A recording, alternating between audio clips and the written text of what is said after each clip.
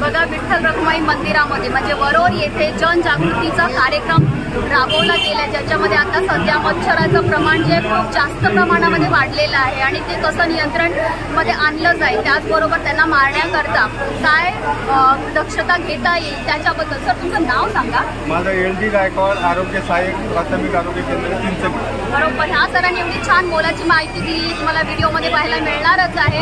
आणि हा व्हिडिओ जे आहे जेवढं जास्त लोकांपर्यंत तुम्हाला शेअर करता येईल तो करा, कारण प्रत्येक ठिकाणी मच्छर, तुम्ही शहरात राहा किंवा गावामध्ये राहा, मच्छर हे असणारच आहे. आणि त्या मच्छरापासून जर आपल्याला सुटका पाहिजे असेल आणि कोणतेही रोग आपल्यापर्यंत पोहोचले नाही पाहिजे, तर ह्या सगळ्या खबरदारी आम्ही तुम्हाला घ्यायच्या. धन्यवाद.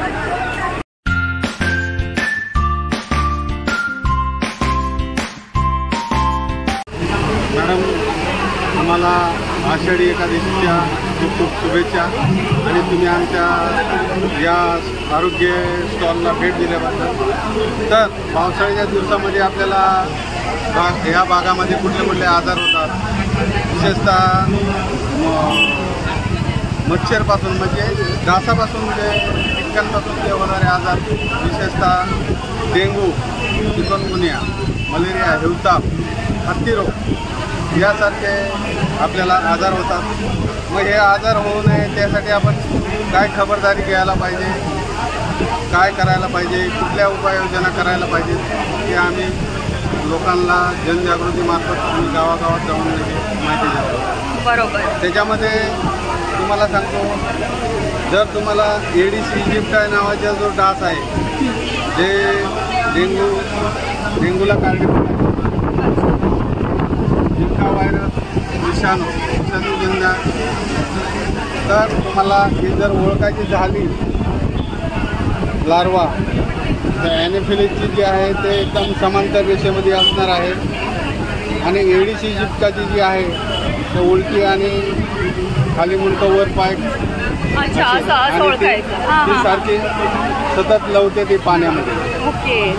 त्या अर्थी आपण तुम्ही ओळखायचं की ही एडिस इजिप्टाय डासाची लार्वा आहे. आता याचं काय आहे, 8 दिवसामध्ये पूर्ण सायकल त्यांचं अंडी आळी कोश, नंतर आठवड्याभरात पूर्ण डासाची निर्मिती होते. बरोबर. एक 7 दिवसाला 200 ते 250 अंडे टाकतो. अच्छा. हां हां हां. तर आपल्याला ते रोखायचं असेल तर तुम्ही पाणी उघडं ठेवायचं. बरोबर. आणि स्वच्छ पाण्यातच अंडे घालतात. बरोबर. अच्छा, म्हणजे अस्वच्छ पाण्यामध्ये नाही, स्वच्छ पाण्यातच अंडे घालतात. त्याच्यामुळे जे तुम्ही पाणी साठवलेलं आहे ते झाकून ठेवायचं. बरोबर. ठेवलं तर त्याच्यावर डास अंडे घालणारच आहेत. बरोबर. त्याची वाढ होणारच आहे.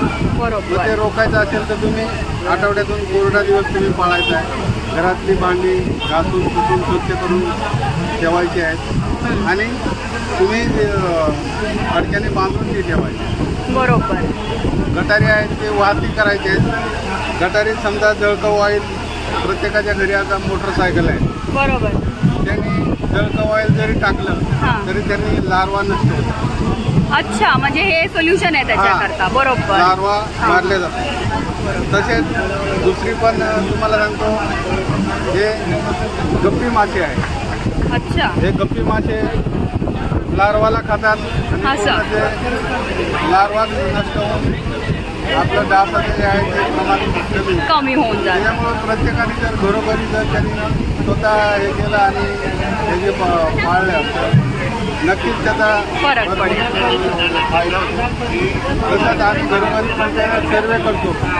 सर्वेमध्ये जर एखादा दूषित कंटेनर आढळला तर त्याच्यामध्ये आम्ही केमिकॉल हे आळीनाशक आहे ते द्रावण आम्ही टाकतो. त्याला हातपाय धुवायला काही हरकत नाही, गुळणा करायचं नाही. आपण कपडे धुण्याच्या पाण्यामध्ये आपण त्याचं टाकलं तरी, म्हणजे पिण्याच्या पाण्यामध्ये नाही टाकायचं, बाकी कोणत्याही पाण्यामध्ये टाकू शकतो. बरोबर. बरोबर.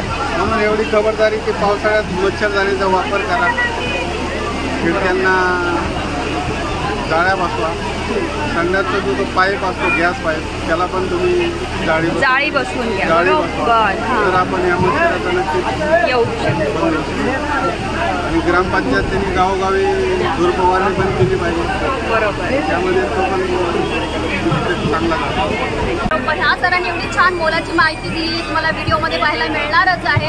आणि हा व्हिडिओ जे आहे जेवढं जास्त लोकांपर्यंत तुम्हाला शेअर करता येईल तो करा, कारण प्रत्येक ठिकाणी मच्छर, तुम्ही शहरात राहा किंवा गावामध्ये राहा, मच्छर हे असणारच आहे. आणि त्या मच्छरापासून जर आपल्याला सुटका पाहिजे असेल आणि कोणतेही रोग आपल्यापर्यंत पोहोचले नाही पाहिजे, तर ह्या सगळ्या खबरदारी तुम्हाला घ्यायच्या.